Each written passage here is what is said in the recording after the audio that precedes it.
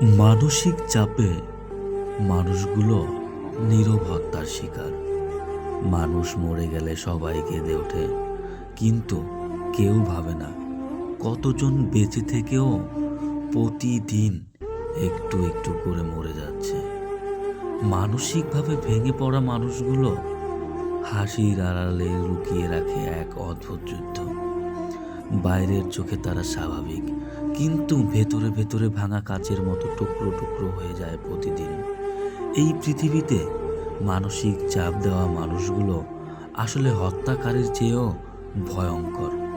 কারণ হত্যাকারী একবারেই জীবনটা কেড়ে নেয়, কিন্তু এরা প্রতিদিন একটু একটু করে তোমার জীবনটাকে নিঃশেষ করে দেয়।